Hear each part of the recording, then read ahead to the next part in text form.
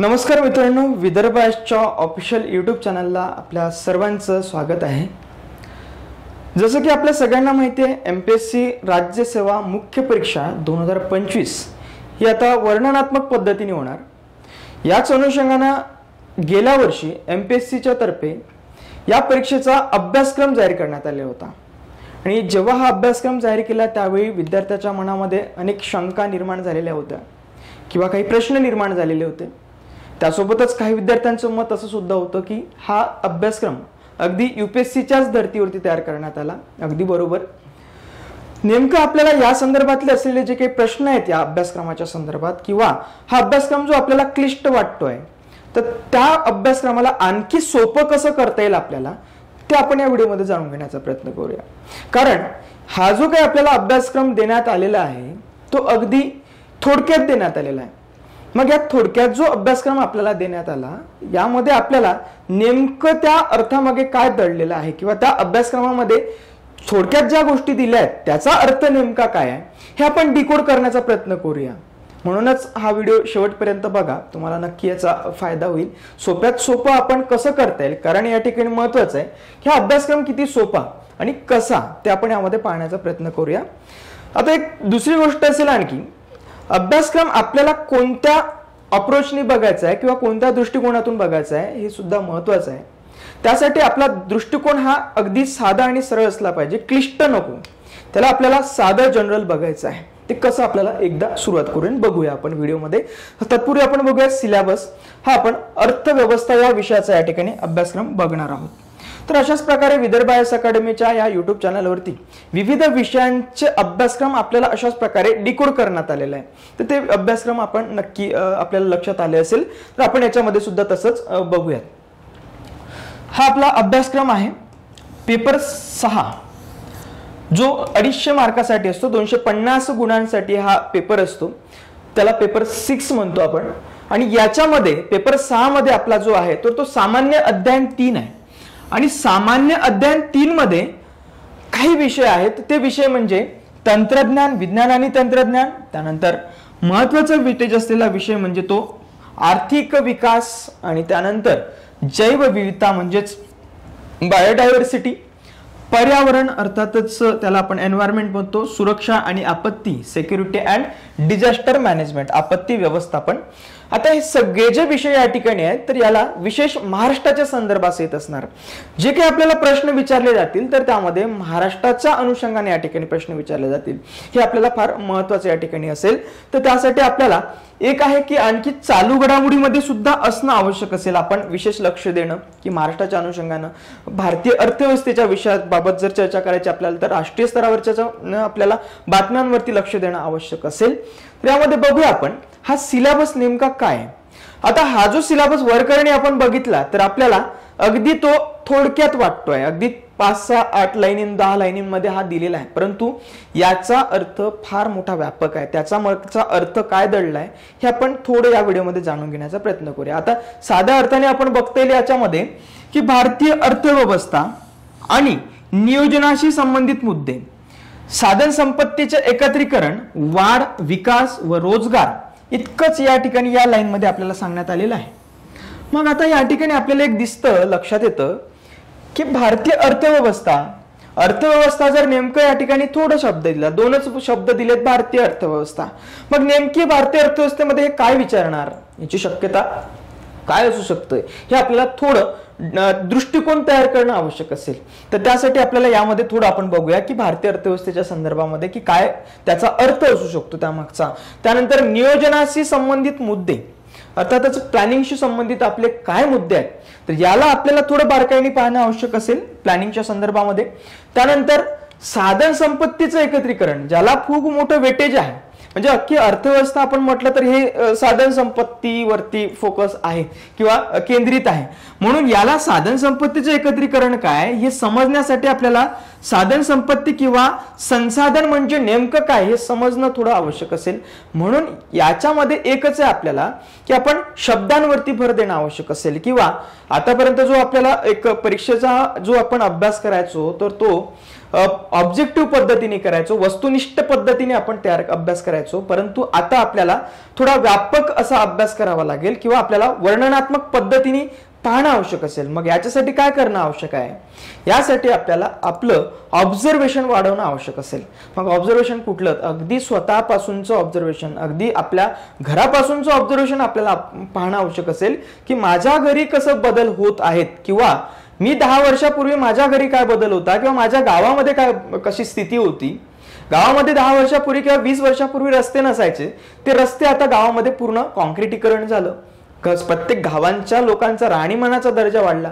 हे आपलं ऑब्झर्वेशन वाढवणं आवश्यक असेल. मग हे कसं होत आहे, का होत आहे, हे जर आपण असा आपला अप्रोच असेल, असा आपला दृष्टिकोन असेल, तर हा अभ्यासक्रम नक्कीच आपल्याला सोपा वाटेल. म्हणून या अर्थाने आपल्याला हा सोपा आहे. पुन्हा एक गोष्ट आपल्याला सांगायची राहिली की याच्यामध्ये विशेषतः आपल्याला सांगण्यात आलंय सामान्य अध्ययन 3 याच्यावरती विशेष फोकस करणं किंवा केंद्रीकरण करणं आवश्यक असेल. सामान्य अध्ययन 3 म्हणजेच बघा,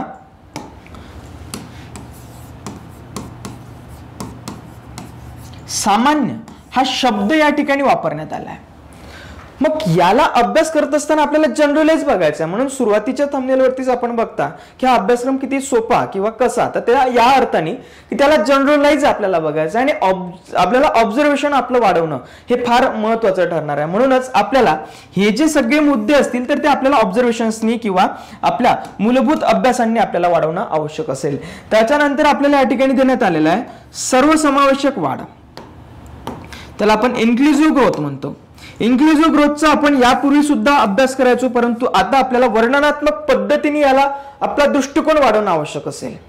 त्यानंतर या ठिकाणी सांगण्यात आलं आहे त्यातून उद्भवणाऱ्या समस्या. आता या सगळ्यातून उद्भवणाऱ्या ज्या समस्या असेल त्याचा आपल्याला संपूर्ण अभ्यास करणं आवश्यक असेल की नेमक्या समस्या काय आहेत, त्याचा अभ्यास आपण पाहणं या ठिकाणी तयार करणं आवश्यक आहे. त्यानंतरचा पॉइंट आपल्याला अगदी छोटा दिलेला आहे, त्यामध्ये सरकारी अर्थसंकल्प. सरकारी अर्थसंकल्प, या सरकारी अर्थसंकल्प मग नेमकं याच्यामध्ये काय काय दडलेलं असेल? सरकारी अर्थसंकल्प सांगण्यात आला म्हणजे बजेट, गव्हर्नमेंट बजेटिंग याचा अर्थ. तर याच्यामध्ये काय असेल आपल्या सगळ्यांना माहितीच आहे. मग त्याला आपण कसं, आपला अप्रोच कसा असला पाहिजे त्या बजेटकडे पाहण्याचा. आतापर्यंत आपण बजेट फक्त म्हणजे महिन्याचं मासिक यायचं, त्या मासिकामध्ये वाचून घ्यायचो किंवा बजेटमध्ये यायचं तेवढं पुरतं वाचून घ्यायचं किंवा त्याचे फॅक्ट्स पाठ करायचो. परंतु आता फॅक्ट्स पाठ करणं आवश्यक नसेल की त्यामध्ये मागच्या बजेटमध्ये किंवा मागच्या अर्थसंकल्पांमध्ये काय तरतुदी होत्या, त्याच्यामध्ये आता काय परिवर्तन झालं किंवा त्याच्यामुळे आणखी काय बदल झालेत, याचा आपल्याला सर्वांगीण अभ्यास करणं आवश्यक ठरेल. मग त्याच्यामध्ये सामाजिक, आर्थिक, राजकीय सगळ्याच अंगांनी आपण अभ्यास त्याच्यामध्ये करणं आवश्यक असतं. हा याचा आपण एक एक अर्थ समजून घेण्याचा प्रयत्न करूया. पुढे एक ढोबळमानेने आपण पाहून घेतोय. त्याच्यामध्ये देशाच्या विविध भागात मुख्य पीक पद्धती, विविध प्रकारचे सिंचन पद्धती, साठवण शेतीची, त्याच्यामध्ये उत्पादनाची वाहतूक, विपणन आणि मर्यादा संबंधित अडचणी आणि शेतकऱ्यांच्या संबंधित ई तंत्रज्ञानातल्या अडचणी काय, हे सुद्धा आपल्याला याच्यामध्ये. मग कृषीचा हा भाग येतो. मग कृषी, कारण हा देशच आपल्या सगळ्यांना माहिती आहे कृषी प्रधान देश आहे, त्याच्यामुळे कृषीवरती थोडा विशेष भर याच्यामध्ये दिसून येतो. शेतीतल्या समस्या काय आहेत, कारण आपल्याला माहिती आहे या देशावरती जर अर्थसंकल्पावरती अगदी जर कृषीमध्ये जर पर्जन्याचं प्रमाण कमी झालं, पावसाचं प्रमाण कमी झालं, तर त्याचा परिणाम हा आपल्या बजेटवरती होतो. म्हणजे किती मोठं महत्व आपल्याला या बजेटचं असेल किंवा या कृषीचं असेल आपल्याला याच्यावरून लक्षात येतं. म्हणून कृषीच्या समस्या आपण जाणून घेणं महत्वाचं ठरतं. याला थोडं बारकाईने त्यांनी या ठिकाणी मोठं किंवा संक्षिप्त रीतीने व्यापक अर्थाने या ठिकाणी करून दिलेलं आहे. त्यानंतर प्रत्यक्ष आणि अप्रत्यक्ष शेती अनुदान हा कळीचा मुद्दा आहे सध्या, कारण शेतकऱ्यांची अनुदान बंद करण्याचा प्रयत्न चाललेला आहे. मग ते काय नेमकं ते सुद्धा आपण पाहूयात. त्यानंतर आधारभूत किमतींशी संबंधित मुद्दे, सार्वजनिक वितरण प्रणाली म्हणजे त्याला आपण पीडीएस सिस्टीम म्हणतो, जे आपल्याला कंट्रोल वगैरे मिळतो, धान्य जे मिळतं आपल्याला त्याच्या संदर्भात आपल्याला बघायचं आहे. त्याची उद्दिष्ट, कार्यप्रणाली, मर्यादा, सुधारणा, शिल्की साठा, अन्न सुरक्षा समस्या, त्याच्यानंतर तंत्रज्ञान मोहीम, पशुपालन, अर्थशास्त्र, हे सगळा भाग आपल्याला एक एक करून बघूयात आपण काय नेमका. त्यानंतर भारतातील अन्न प्रक्रिया आणि संबंधित उद्योग, व्याप्ती, महत्व, स्थान, प्रतिप्रवाह, अनुप्रवाह, त्यानंतर आवश्यकता, पुरवठा साखळी व्यवस्थापन, भारतातील जमीन सुधारणा, फार कळीचा मुद्दा आहे जमीन सुधारणा, कारण विकासामध्ये आपल्याला भूसंपादनाचे जे विषय आहेत ते प्रश्न येतात, तर ह्याच्यामध्ये आपल्याला अवलंबून आहेत की भारत हा कृषीप्रधान देश आहे आणि याच्यामध्ये जमीन सुधारणा हे फार महत्वाचं आहे. जर आपल्याला हे जर आपण व्यवस्थित केलं तर ग्रामीण भाग आपला सुखामध्ये राहील आणि ग्रामीण भाग आपला आर्थिक वाढ आपल्या ग्रामीण भागामध्ये झाली तर नक्कीच त्याचा फायदा आपल्याला देशाला होतो किंवा राज्याला होतो. अर्थव्यवस्थेवर उदारीकरणाचे परिणाम, मग जे आपण 1991 साली जे केलं LPG किंवा त्याला उखाजा धोरण म्हणतो आपण, त्या उखाजा धोरणाच्या संदर्भात त्याचे काय परिणाम झालेत, काय प्रभाव झालेत ते आपल्याला पाहणं आवश्यक असेल. औद्योगिक धोरणातील बदल, औद्योगिक विकासावर त्याचे परिणाम, त्यानंतर पायाभूत सुविधा, ऊर्जा, बंदर किंवा रस्ते हे सगळे, त्यानंतर बंदर त्याला आपण म्हणूया डॅम्प वगैरे, रेल्वे याची काय स्थिती आहे हे आपल्याला यामध्ये पाहणं आवश्यक असेल. त्यानंतर गुंतवणूक प्रतिमान. आता या सगळ्या गोष्टींसाठी आपल्याला लागतं गुंतवणूक म्हणजेच इन्व्हेस्टमेंट. मग इन्व्हेस्टमेंट मॉडेल आपल्याकडे कोणकोणते आहेत किंवा कसे आहेत किंवा आधुनिक इन्व्हेस्टमेंट मॉडेल कसे आहेत ते आपल्याला पाहणं आवश्यक ठरतं. म्हणून याला हे दडलेले अर्थ आपण एक एक करून बघूयात. सगळ्यात अगोदर सुरुवात करूया आपल्याकडे नेमकं म्हणजे या ठिकाणी जे आपल्याला देण्यात आलं आर्थिक विकास आणि याच्यामध्ये भारतीय अर्थव्यवस्था. म्हणून आपण अर्थव्यवस्था नेमकी काय किंवा त्याचा अर्थ नेमका काय हे थोडं आपण ओढवळ मानाने बघूयात. तर एक एक करून आपण थोडं याला शब्दांची फोड करण्याचा प्रयत्न करूयात. महत्वाचा आपल्याला हा भाग फार महत्वाचा आहे, संसाधनांचे एकत्रीकरण, याच्यावरती विशेष फोकस आपण या ठिकाणी करणार आहोत. आणि त्यानंतर गुंतवणूक प्रतिमानं हे फार महत्वाची आहेत. बाकी तर आपल्याला मोठं त्यांनी करून दिलेलं आहे. तर बघूया आपण काय काय आपण यामध्ये म्हणता येईल.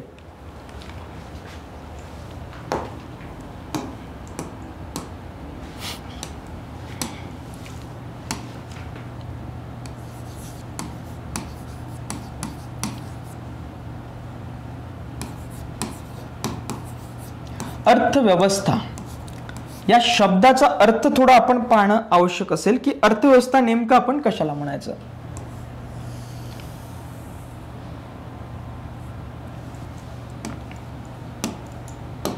हा फार महत्वाचा भाग आहे अर्थव्यवस्था. कारण आपण अर्थव्यवस्थेच्या बाबत जर बोलत असू तर अर्थव्यवस्था नेमकं कशाला म्हणावं. ही अशी यंत्रणा आहे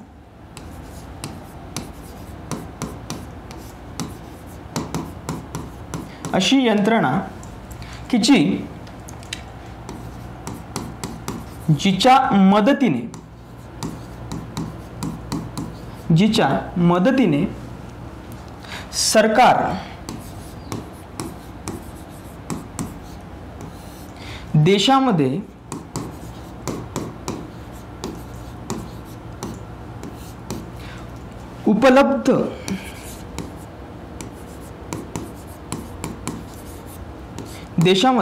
उपलब्ध सेवा, वस्तू आणि संसाधन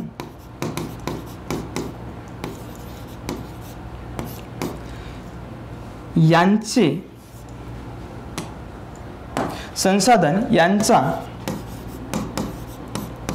नियोजन आणि वाटप करते अशी ही व्यवस्था म्हणजेच अर्थातच आपली अर्थव्यवस्था त्याला म्हणूया. की म्हणजेच याचा अर्थ वेगळ्या अर्थाने जर आपण म्हणायचं झालं तर याचा अर्थ अर्थव्यवस्था सोप्या, साध्या आणि सरळ शब्दामध्ये की सरकार याच्या मदतीने, अर्थव्यवस्थेच्या मदतीने आर्थिक समस्या सोडवण्याचा प्रयत्न करते. आर्थिक समस्या सोडवण्याचा प्रयत्न करते.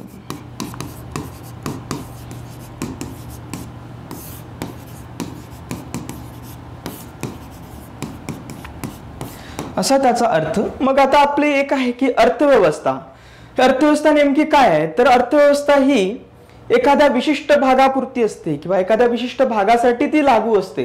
मग त्याच्यामध्ये आपल्या देशाचा भाग, मग देशाची अर्थव्यवस्था म्हणतो आपण, किंवा राज्याचा भाग, मग राज्याची आपण त्याला अर्थव्यवस्था म्हणतो. मग त्याला पुढे आणखी त्याच्या मागचा एक भाग समजणं आवश्यक आहे की इकॉनॉमिक्स किंवा त्याला आपण अर्थशास्त्र म्हणतो. मग याच्यातून एक भाग आपल्याला सगळ्यात महत्वाचा जो विषय आहे अर्थशास्त्र आणि अर्थव्यवस्था यामध्ये फरक आहे. त्यापैकी अर्थशास्त्र म्हणजे काय तर हे समजणं आवश्यक असेल. त्याच्यावरून आपल्याला हा जो अभ्यासक्रम आहे हा थोडा आणखी समजायला सोपा जाईल. मग आता अर्थशास्त्र, त्यालाच आपण इकॉनॉमिक्स म्हणतो. हे इकॉनॉमिक्स म्हणजे काय नेमकं? साधं सरळ म्हणजे एक की टंचाईचे शास्त्र, म्हणजेच जे काही आपल्याकडे संसाधनं आहेत त्या संसाधनं आपल्याकडे मर्यादित आहेत, लिमिटेड संसाधनं आहेत.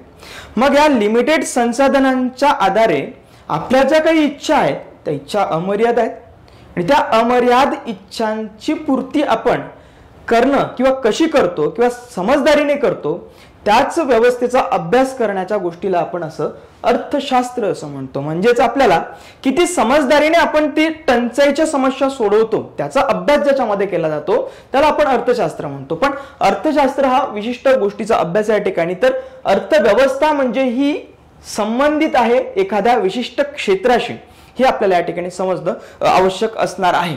मग आता एक लक्षात येतं आपल्याला की संसाधनं ही मर्यादित आहे. मग मर्यादित संसाधनं आहेत तर हिच्यासाठीच तर सगळं काही मग मानवाचा आपल्याला विकास करायचा, सगळ्यांना आपल्याला कल्याणकारी राज्य निर्माण करायचं, सगळ्यांना आपल्याला त्यांचे अधिकार त्यांना द्यायचे आहेत किंवा त्यांना एक सुखासमाधानाचं आयुष्य जगून द्यायचं आहे. तर मग त्यासाठी आपण काय केलं पाहिजे? म्हणूनच आपल्याला हा जो सगळा कुटाणा चाललेला आहे हा त्याच्यासाठीच चालला आहे. मग याच्यासाठी शासन कशा पद्धतीने सगळ्यांना त्यांचे अधिकार देतं किंवा त्यांना न्याय मिळवून देतं, मग यासाठी जे केलं जातं त्याच्यासाठीच आपल्याला हा संपूर्ण अभ्यासक्रम आहे हे दिसून येतं. मग कृषी शेतकऱ्यांचा विकास असेल तर त्याच्यासाठी शासन काय करतं, कोणत्या प्रकारे मग आपल्याला दिसतं गरिबांचं आपल्याला कल्याण करायचं आहे. मग गरिबांना आपण एका रात्रीतून आपण मोठं का करू शकत नाही? कारण तेच आहे की आपल्याकडे संसाधनं कमी आहेत. मग एक पुन्हा आपला जो महत्वाचा भाग या ठिकाणी देण्यात आला तोच म्हणजे संसाधन संपत्तीचं एकत्रीकरण, अर्थातच संसाधनांचं एकत्रीकरण. संसाधनांचं एकत्रीकरण म्हणजे नेमकं काय? कारण संसाधनांचं एकत्रीकरण करण्याचं काम आपल्याला का पडतं? कारण ही संसाधनं मर्यादित आहेत. म्हणून हा जो संपूर्ण सिलेबस आहे, संपूर्ण अभ्यासक्रम आहे, हा एकत्र असा बांधून आपल्याला त्यामध्ये अभ्यास करणं आवश्यक ठरेल. या वेगवेगळ्या गोष्टी नाही आहेत तर एकच गोष्टी आहेत, त्या एकाच याला आपल्याला इंटरलिंकिंग करून आपल्याला अभ्यास करणं आवश्यक ठरेल. कारण प्रश्न आपल्याला वेगवेगळे यामध्ये विचारले जात नाही तर इंटरलिंकिंग करून आपल्याला प्रश्न ही विचारले जातात. म्हणून त्या अनुषंगाने आपण त्याला पाहणं आवश्यक ठरतं. मग आता हे आपण अर्थव्यवस्था आपण बघूया. भारतीय अर्थव्यवस्था म्हणजे काय? मग आपल्याला लक्षात आलं की अर्थव्यवस्था म्हणजे या सगळ्या गोष्टी आहेत. मग भारतीय अर्थव्यवस्था, मग भारताचं सरकार, देशाचं सरकार जे आहे तर ते उपलब्ध, ते सरकारकडे उपलब्ध आहेत, सेवा उपलब्ध असेल, वस्तू उपलब्ध असेल किंवा संसाधन उपलब्ध असेल, या संसाधनांचा वाटप कशा पद्धतीने करतं सरकार, मग त्याच्यासाठी मदत घेतं, अर्थव्यवस्थेची मदत घेतली जाते आणि त्या अर्थाने या ठिकाणी नियोजन केलं जातं. या उपलब्ध साधन संपत्तींचं, सेवांचं, वस्तूंचं या ठिकाणी नियोजन केलं जातं. मग नियोजन त्या ठिकाणी हा एक पुन्हा महत्वाचा प्रश्न.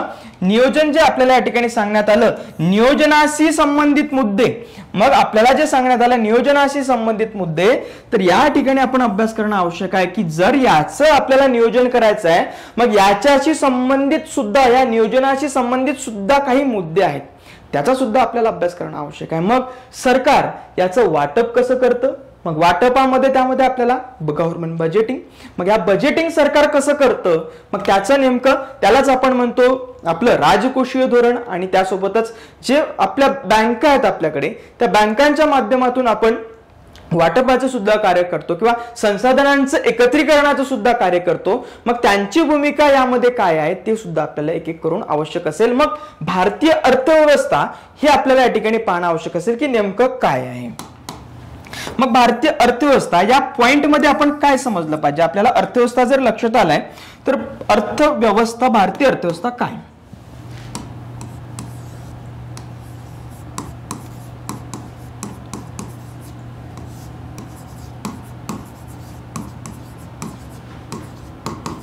भारतीय अर्थव्यवस्था. आता या ठिकाणी भारतीय अर्थव्यवस्था एवढाच जो पॉइंट आपल्याला देण्यात आलाय तर याचं आपण काय समजलं पाहिजे? तर आपल्याला याचं नेमकं आपण समजलं पाहिजे की नेमकं स्वरूप याचं कसं आहे.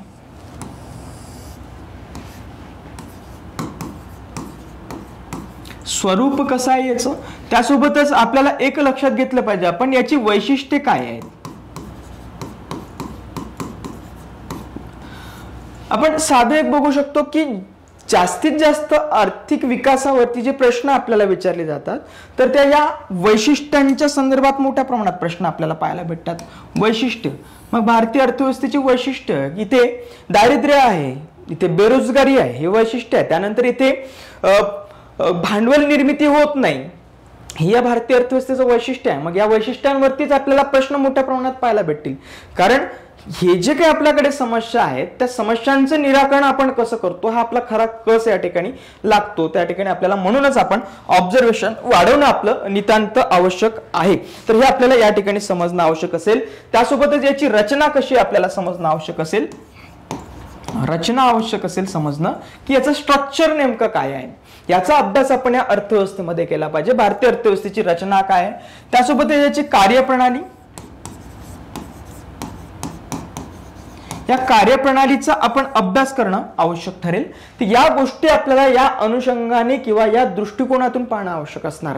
मग यामध्ये आपल्याला रचना, स्ट्रक्चर, स्वरूप आणि त्याचं वैशिष्ट्य, मग आपलं नेमकं त्यामध्ये भारतीय अर्थव्यवस्था जे आहे याचं स्वरूप जर बघितलं आपण तर स्वरूप कसं,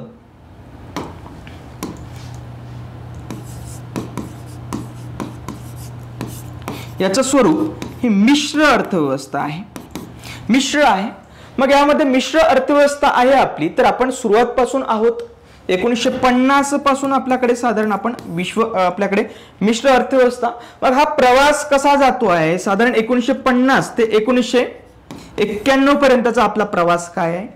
मग इथे स्वरूप कसं होतं तर ते मिश्र स्वरूप होतं या दरम्यान. मग इथे थोडं आपण नवीन आर्थिक सुधारणा स्वीकारतो. मग नवीन आर्थिक सुधारणांनंतर आपला प्रवास नेमका कसा जातो. मग प्रवास आपला इकडे अगदी आपण 2025 म्हणूया, 2025. मग इथे भारतीय अर्थव्यवस्थेचं स्वरूप कसं होत आहे. इथे भारतीय अर्थव्यवस्थेचं स्वरूप जसं मिश्र स्वरूप होतं पूर्वी तसंच स्वरूप 2025 या वर्षामध्ये आहे का. गेली स्वातंत्र्याची 75-76 वर्ष जरी झाली असली तरी यामध्ये आपलं स्वरूप मिश्र आहे का. तर मग किती प्रमाणात आहे तर कारण इथे आपण जर नवीन आर्थिक सुधारणा करतो, LPG नावाचं धोरण आपण या ठिकाणी घेतो, तर मग या मिश्र अर्थव्यवस्थेमध्ये दोन गोष्टी आपण सोबत सोबत घेतल्यात. त्यामध्ये आपण सोशलिझम पण घेतलं, कॅपिटलिझम पण घेतलं आणि सोशलिझम पण घेतलं. म्हणजे भांडवलवाद सुद्धा घेतला आणि समाजवाद सुद्धा घेतला.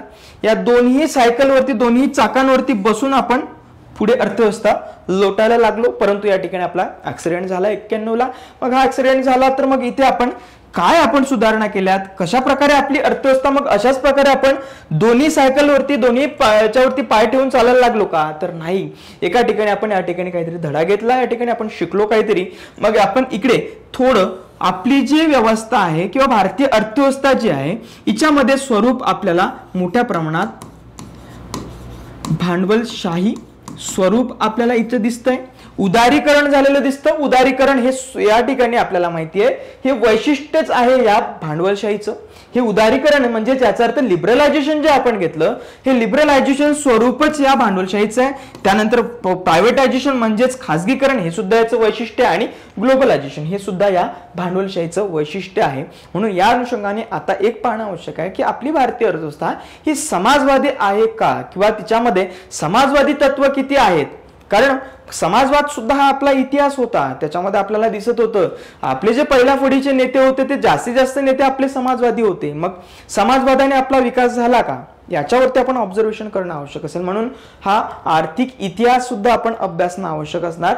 याचा आपल्याला या ठिकाणी पाहणं, हे स्वरूप पाहणं आपल्याला आवश्यक असेल या स्वरूपाच्या संदर्भामध्ये. त्यानंतर इथे आपल्याला क्षेत्राच्या संदर्भात आपण अभ्यास केला पाहिजे याचा की याची क्षेत्र कोणती आहेत भारतीय अर्थव्यवस्थेची.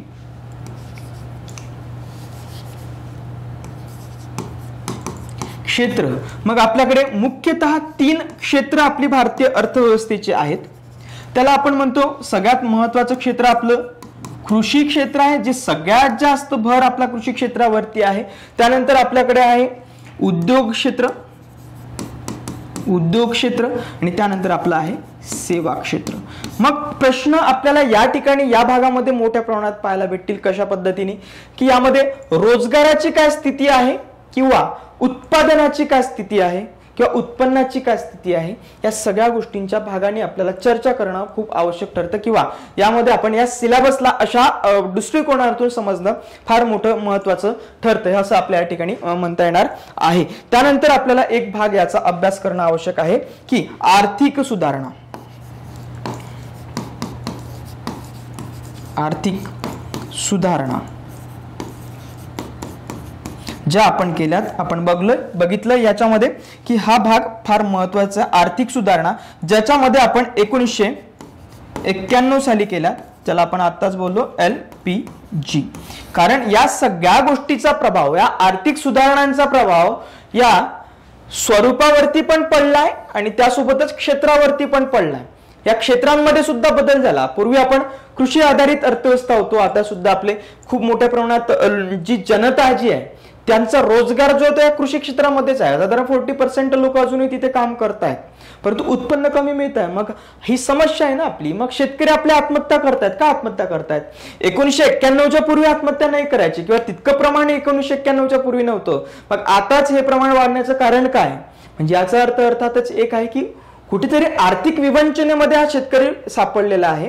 मग त्या शेतकऱ्याला आपल्याला आर्थिक विवंचनेतून बाहेर कसं काढता येईल, त्यासाठी आपण काय उपाययोजना करतोय, शासन त्यासाठी काय करताय, अगदी केंद्र शासन आणि राज्य शासन हे दोन्ही शासन यासाठी काय करतायत, मग विशेषतः महाराष्ट्राचं सरकार याबाबत कोणकोणत्या योजना करताय, कोणकोणती धोरणं आखताय किंवा कोणतं नियोजन करताय, याचा अभ्यास आपण या ठिकाणी करणं आवश्यक असेल. मग भारतीय अर्थव्यवस्थेच्या संदर्भात आपण या अनुषंगाने किंवा या दृष्टिकोनातून पाहणं आपलं एक संयुक्तिक ठरणार आहे. हे आपल्याला यामध्ये महत्वाचं असणार आहे.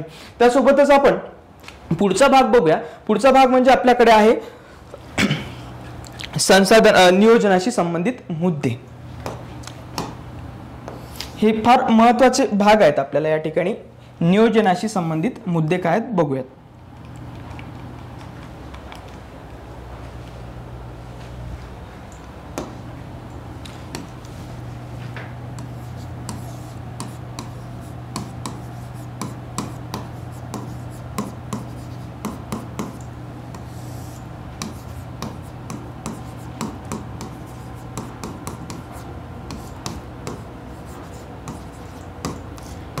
नियोजनाशी संबंधित मुद्दे हा फार महत्वाचा असा भाग आपल्याकडे आहे. आता नियोजनाशी संबंधित मुद्दे, मग सगळ्यात अगोदर एक आहे की नियोजनाचा अर्थ आपल्याला माहिती असणं अपेक्षित आहे किंवा आपण समजणं अपेक्षित आहे याच्यामध्ये. मग नियोजन नेमकं आपण का केलं पाहिजे, याची गरज काय, याचा अर्थ समजून घेतला पाहिजे आपण. याची गरज किंवा त्याला आपण म्हणूया आवश्यकता. ही आवश्यकता काय आहे हे समजणं आपल्याला आवश्यक आहे. नियोजन का करायचं आपण? मग अमेरिकेच्या व्यवस्थेमध्ये आपल्याला नियोजन इतक्या मोठ्या प्रमाणात पाहायला मिळत नाही. मग आपल्याकडे होतं, मग एक संस्था आपल्याकडे पाहायला मिळाली. 1950 साली आपल्याकडे नियोजन आयोग आपण स्थापन केलं. नियोजन आयोग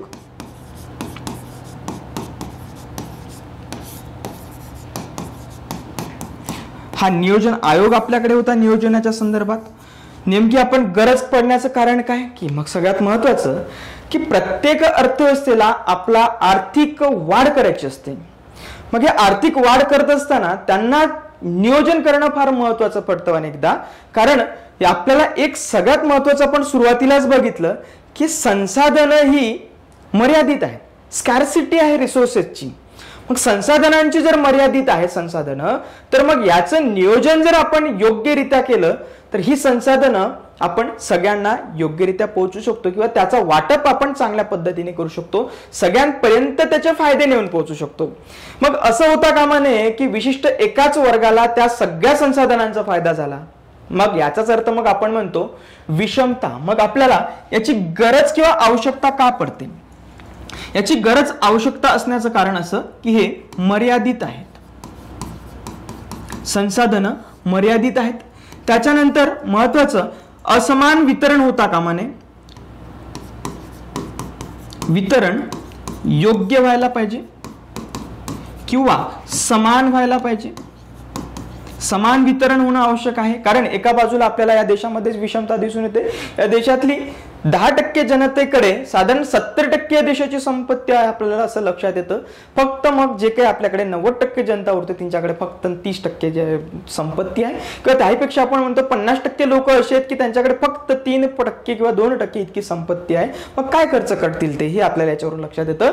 म्हणजे जो काही आपला शेवटचा घटक आहे समाजाचा, त्या शेवटच्या घटकापर्यंत हा आर्थिक विकासाचे फायदे नेऊन पोहोचवणं किंवा त्याचे लाभ नेऊन पोहोचवणं हा अंतिम उद्देश या अर्थव्यवस्थेचा असतो. याच्यासाठी म्हणूनच आपल्याला या ठिकाणी नियोजन करणं फार महत्वाचं असतं. म्हणून या संबंधित मुद्दे, मग हे नियोजन करत असताना मग आपल्याला समस्या कोणत्या येतात, समस्या कोणत्या आहेत हे आपल्याला याच्यामध्ये अभ्यासणं आवश्यक आहे. नियोजन जर आपण केलं तर मग त्याच्यामध्ये समस्या कोणत्या आहेत, मग त्याच्यामध्ये नियोजनामध्ये समस्या आतापर्यंत जी आपली एक होती की हे जे देशाचं नियोजन होतं हे नियोजन केंद्रीकृत होतं, केंद्रीकृत असं नियोजन होतं. म्हणजेच केंद्र सरकारने ठरवायचं आणि ते इकडे ग्राउंड पर्यंत नेऊन पोहोचवायचं. गावातल्या लोकांना जर वेगळंच काहीतरी पाहिजे असेल, केंद्र म्हणाल वेगळंच काहीतरी पाठवणार असं होईल. म्हणजे गावातल्या लोकांना आवश्यकता आहे पाण्याची आणि केंद्र सरकार त्या ठिकाणी वेगळंच काहीतरी तयार करत आहे, त्या ठिकाणी वेगळंच काहीतरी देत आहे. रस्त्यांची त्या ठिकाणी उपलब्धता आहे पण केंद्र सरकार त्यांना वेगळंच काहीतरी देत आहे. अशा प्रकारे या ठिकाणी होत होतं. हे केंद्रीकृत नियोजन असल्या कारणाने, सर्व निर्णय या ठिकाणी घेत असल्या कारणाने विकासामध्ये कुठेतरी आपल्याला अडथळे निर्माण झालेत किंवा विकासामध्ये आपण कुठेतरी मागे पडलोत. मग हा खरा नियोजनामधला एक समस्या आहे. मग या समस्येच्या कारणानेच या ठिकाणी केंद्रीकृत व्यवस्था ही निर्माण झाली किंवा नियोजन केंद्रीकृत झाल्या कारणाने ही समस्या आहे आपली. मग या समस्येचं निराकरण करण्यासाठी म्हणूनच आपण 2015 साली आपल्याकडे एक नवीन व्यवस्था आणली, ती म्हणजे नीती आयोग. नीती आयोग. मग आता या ऐवजी आपल्याकडे एक व्यवस्था होती ती नियोजन आयोग, जी आपल्याकडे 1950 सालापासून एक नियोजन आयोग आपल्याकडे आहे. मग या नियोजन आयोगाच्या ऐवजी आता ही समस्या निर्माण झाल्या कारणाने, ही केंद्रीकृत व्यवस्था निर्माण झाल्या कारणाने आपल्याला नियोजन आयोगासारखी एक व्यवस्था आणावी लागली. तिलाच आपण थिंक टँक असं म्हणतो. मग आता यामध्ये एक गोष्ट आहे की थिंक टँक एक आपण या ठिकाणी आणलं कारण एक आहे की ही व्यवस्था आता आपल्याला उदारीकरणाकडे जाते आणि नियोजन आयोग जो आहे तो उदारीकरणाच्या कुठेतरी विरोधामध्ये होता असं काही धोरण करताना लक्षात आलं. म्हणूनच आपल्याकडे हे नियोजन आयोग या ठिकाणी आलेला दिसतो, ज्याचं सुरुवात 2017 पासून त्यांनी सुरुवात केलेली आहे किंवा त्यांनी टार्गेट्स सुरू केले देणं हे आपल्याला याच्यामध्ये दिसून येतं. मग अशा प्रकारे राज्यांना सुद्धा सोबत घेणं आवश्यक आहे. नियोजनामध्ये राज्यांना तितकीशी महत्व दिलं जात नव्हतं किंवा त्यामध्ये समावेश करून घेतला जात नव्हता. होती आपल्याकडे आर्थिक परिषद होती, विकास परिषद, परंतु विकास परिषदेमध्ये सुद्धा राज्यांना तितकं महत्व दिलं जाणार नव्हतं. परंतु आता नियोजन आयोग हा आपल्याकडे जे आपल्या भारतीय संविधानाचे एक वैशिष्ट्य आहे ते वैशिष्ट्य म्हणजे संघराज्य वैशिष्ट्य. संघराज्य वैशिष्ट्य म्हणजे अर्थातच राज्यांना सुद्धा त्यांच्या क्षेत्रामध्ये एक स्वायत्तता असणं. मग त्यांच्या आपापल्या क्षेत्रामध्ये दोन्ही सरकार स्वायत्त असणं किंवा आपापल्या अधिकारांची विभागणी त्या ठिकाणी करून देणं. मग ही विभागणी आपल्याला या नियोजन आयोगाच्या तत्वानुसार योग्य आपल्याला या ठिकाणी दिसून येतं. म्हणून याचा जो आपल्याला या ठिकाणी फायदा होतोय सहकारी संघराज्यवाद, सहकारी संघराज्यवाद या तत्वाची जपवणूक करण्यासाठी म्हणून आपल्याकडे नियोजन आयोग आलं आणि त्यासोबतच या नियोजनाशी संबंधित असलेल्या मुद्द्यांच्या संदर्भामध्ये या ठिकाणी आपल्याला दिसून येतं की ही नीती आयोग अशी व्यवस्था आपल्याकडे आहे. मग हे समस्यांची आपण या ठिकाणी चर्चा करणं किंवा त्याला अभ्यासणं हे फार आवश्यक ठरतं, हे आपल्याला या ठिकाणी महत्वाचं असेल. त्यानंतरचा मुद्दा आहे आपल्याकडे साधन संपत्तीचे एकत्रीकरण किंवा साधनांचे किंवा संसाधनांचे एकत्रीकरण. संसाधनांचे एकत्रीकरण काय हे आपण समजणं या ठिकाणी आवश्यक आपल्याला ठरणार आहे.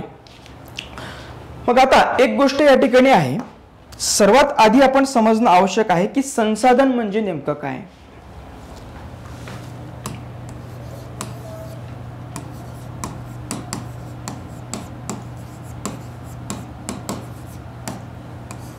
संसाधन अर्थातच त्याला साधन संपत्ती असं म्हटलंय.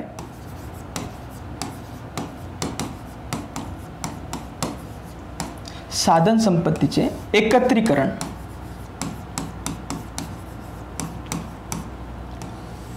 आता हे एक विशेष आपण समजणं आवश्यक आहे या गोष्टीला की साधन संपत्तीचे किंवा संसाधनांचे एकत्रीकरण. मग हे एकत्रीकरण काय विषय आहे किंवा काय भानगड आहे ही आपल्याला थोडी बारकाईने समजणं आवश्यक आहे. मग पुन्हा प्रश्न आपला तोच की अर्थव्यवस्था किंवा अर्थशास्त्र.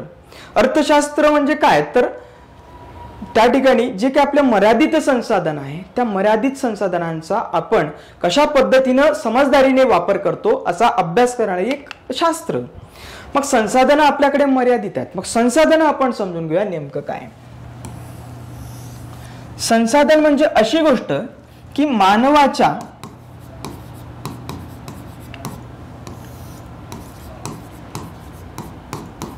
उपयोगामध्ये येणारी प्रत्येक गोष्ट.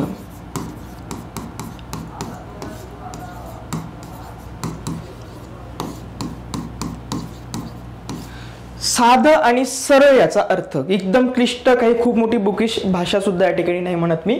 साधं आणि सद सरळ समजायला की संसाधन म्हणजे नेमकं काय की मानवाच्या उपयोगामध्ये येणारी प्रत्येक गोष्ट किंवा आपल्या उपयोगामध्ये येणारी प्रत्येकच गोष्ट तिला आपण संसाधन म्हणणार आहोत. मग संसाधन आपण त्याही सोबत त्याच्यामध्ये काय असलं पाहिजे. संसाधनामध्ये 3 गोष्टी समाविष्ट त्याच्यामध्ये काय असावं म्हणजे समाविष्ट काय असावं.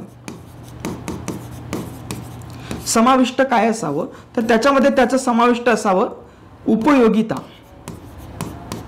त्याची उपयोगिता असणं आवश्यक आहे. त्याची जर उपयोगिताच नसेल तर त्याला आपण संसाधन म्हणणार नाही. त्याच्यानंतर ते मर्यादित असलं पाहिजे. मर्यादित असावं. मग प्रत्येकच गोष्ट मर्यादित असणं आवश्यक नाही. म्हणजे काही गोष्टी अमर्याद सुद्धा आहेत परंतु ते मानवाला उपयोगात आहेत. मग मर्यादितच असेल प्रत्येकच वेळेला असेल असं नाही पण मर्यादित असणं हे सुद्धा त्याचं महत्वाचं या ठिकाणी आपल्याला वैशिष्ट्य म्हणता येईल. त्यासोबतच त्याची उपयोगिता आणि उपलब्धता असली पाहिजे. हे सर्वात महत्वाचं एक पॉइंट म्हणेल मी या ठिकाणी. उपलब्धता ही उपलब्धता असली पाहिजे. त्यालाच आपण संसाधन असं म्हणता येईल. मग आता आपण म्हणूया की उपलब्धता. समजा एखादा आपल्याकडे आहे प्लुटो ग्रह. प्लुटो ग्रहावरचा दगड हा आपल्याला पाहिजे. गोटा घराचं बांधकाम करायचं या प्लुटो ग्रहावरच्या दगडाचं उपलब्धता आहे बिलकुल नाही. त्याच्यावरतून आपण दगड आणू शकतो घराचं बांधकाम करायला नाही. मग त्याच्यासाठी ते आपल्याकडे संसाधन नाही. मग एक प्रश्न असा आहे की उपयोगिता त्याच्यामध्ये उपयोगिता असली पाहिजे. मग आता एक गोष्ट आणखी आपण समजणं आवश्यक आहे. संसाधनांचे 2 दृष्टिकोन आपल्याला आवश्यक असेल. संसाधन नकारात्मक आणि सकारात्मक. एक सकारात्मक उपयोग होणारे आणि एक नकारात्मक वाली गोष्ट. नकारात्मक साधं उदाहरण घेऊया आपण. सकारात्मक संसाधन कशाला म्हणायचं आणि नकारात्मक. साधा एक आपल्याकडे आहे उदाहरण घेऊ आपण. उपयोगात येणारी गोष्ट. मग आपण म्हणतोय की मानवाच्या उपयोगात येणारी प्रत्येक गोष्ट म्हणजे काय तर संसाधन. ठीक आहे. मग या ठिकाणी सकारात्मक संसाधन कशाला म्हणू. मग डॉक्टर हा मानवाच्या उपयोगात येतो. 100% उपयोगात येतो. मग हे डॉक्टर उपयोगात जो येतो मानवाच्या तर ते सकारात्मक असं मानव संसाधन झालं. म्हणून आपल्याला या ठिकाणी एक समजणं आवश्यक आहे की संसाधनांचे प्रकार सुद्धा. मग या ठिकाणी महत्वाचं असेल संसाधनांचे प्रकार.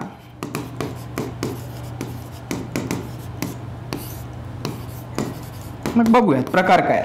मग हा मुद्दा समजून घेऊया की सकारात्मक संसाधन. मग हा डॉक्टर मानवाच्या उपयोगात येतो म्हणून हा डॉक्टर संसाधन झाला. मग या ठिकाणी याला आपण सकारात्मक संसाधन म्हणू. मग एखादा गुंड आहे की आता सध्या गुंडशाही मोठ्या प्रमाणात चाललेली आपल्याला लक्षात येतं काही बातम्यांवरून. गुंड आहे हा मानवाच्या उपयोगात येतो बिलकुलच नाही येत. परंतु एक आहे हा गुंड जर स्मगलिंग करत असेल किंवा काहीतरी चोरी करत असेल डाकू करत असेल चोरी जर करत असेल हा गुंड तर मग याचा अर्थ तो संसाधन आहे. तो नकारात्मक अर्थाने आहे. हे महत्वाचं आहे. तो संसाधन नाही अशातला भाग नाही परंतु नकारात्मक तो संसाधन आहे. कोणाच्या तरी उपयोगात येतो, तो गुंड आहे, घरच्यांच्या तर उपयोगात असेल, इकडून गुंडगिरी करून पैसा कमवत असेल आणि ते घरच्यांना देत असेल, तो संसाधन नक्कीच आहे, परंतु नकारात्मक असा संसाधन आहे. मग या देशाच्या विकासासाठी कोणतं संसाधन पाहिजे आपल्याला, तर ते सकारात्मक असं संसाधन पाहिजे. मग हे सकारात्मक संसाधन कोणकोणते, तर त्याची किंवा संसाधनांचे प्रकार आपण काय हे आपल्याला असणं आवश्यक असेल. तर याच्यामध्ये आपल्याला संसाधनांचे जे प्रकार म्हणूया आपण, तर यामध्ये आपल्याला आवश्यक आहे समजणं एक मानव संसाधन,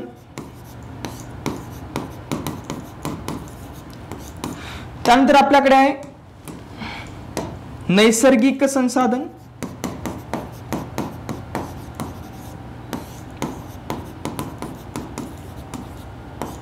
आपल्याकडे आर्थिक संसाधन किंवा त्याला आपण मानव निर्मित संसाधन,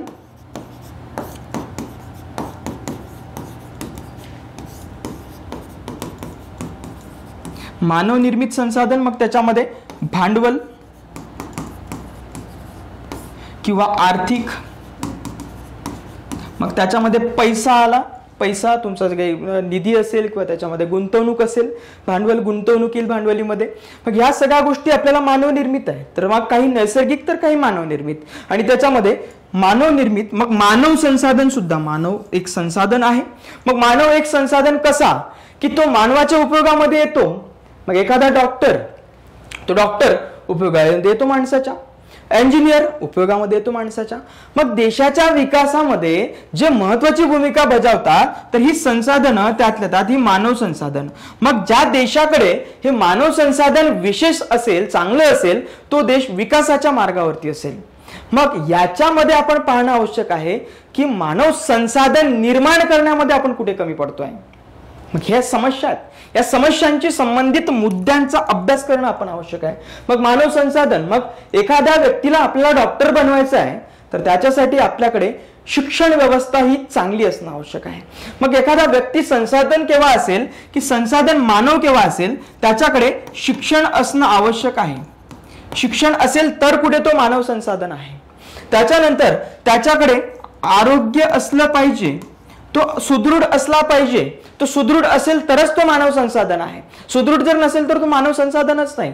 तो कसा काय उपयोग, एखादा व्यक्ती आजारी पडला, आजारीच आहे तो मानव संसाधन उपयोगात नाही येणार मानवाच्या, उलट त्याच्या उपयोगामध्ये दुसऱ्यांना यावं लागेल. हे होईल. तो सुदृढ असणं आवश्यक आहे.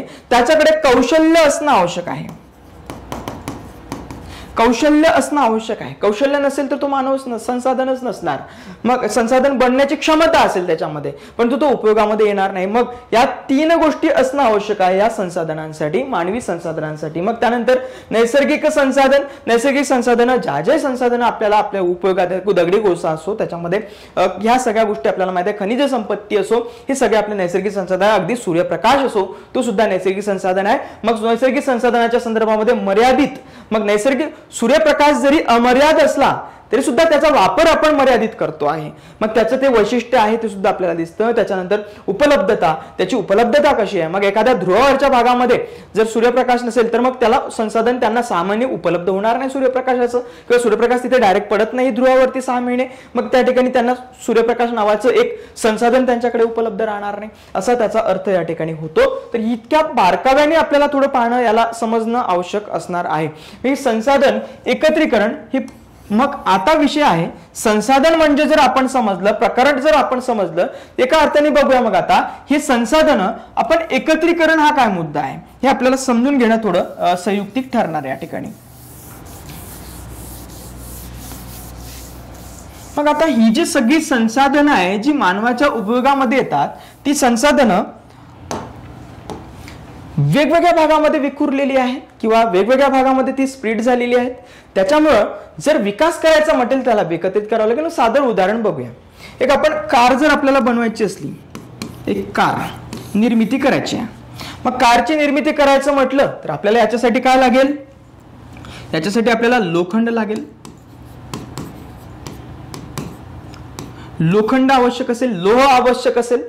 मग हे लोह काय आहे तर हे एक नैसर्गिक संसाधन आहे.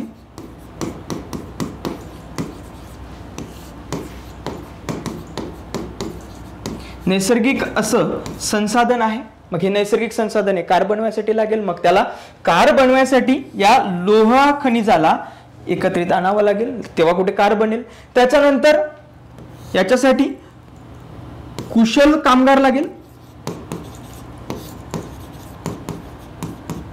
कुशल कामगार लागतील, कारण की कार बनवायच्या कारखान्यामध्ये कोणाला आपल्याला गेलं आणि पाठवलं असं जमणार नाही. त्याचे ट्रेनिंग घ्यावं लागेल, त्यांना कौशल्य त्यांना द्यावं लागेल. मग कुशल कामगार असेल तर त्याला आपण काय म्हणूया, मानव संसाधन. मानव संसाधन. मग त्याच्यानंतर आणखी आपल्याकडे कार बनवायसाठी काय लागतं, मग याच्यासाठी लागतं रोकडा लागतं ना भाई, ऐसे थोडी बनेगा. तर त्याच्यासाठी आपल्याला लागेल भांडवल. भांडवल कोणतं लागेल, दोन प्रकारचं भांडवल लागेल. एक आर्थिक सुद्धा भांडवल लागेल आणि एक यांत्रिक सुद्धा भांडवल लागेल. मग हे भांडवल काय आहे, तर हे एक प्रकारचं आपल्याकडे आहे आर्थिक संसाधन,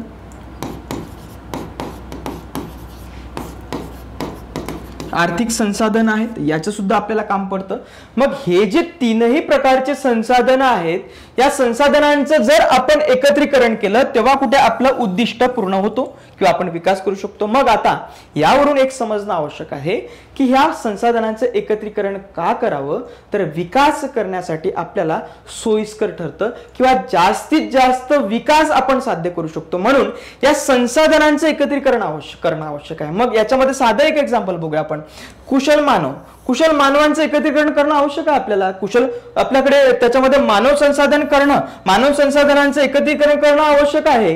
जर आपल्याला एक स्पेअर पार्ट बनवायचं आहे तर वेगवेगळ्या गोष्टींचं कौशल्य असलेला मानव या ठिकाणी लागेल. एक टायर बसवणारा माणूस वेगळा लागेल, त्याला फिट करणारा वेगळा लागेल किंवा ते लोखंड फिट करणारा वेगळा लागेल, त्याचे दरवाजे बनवणारा वेगळा लागेल.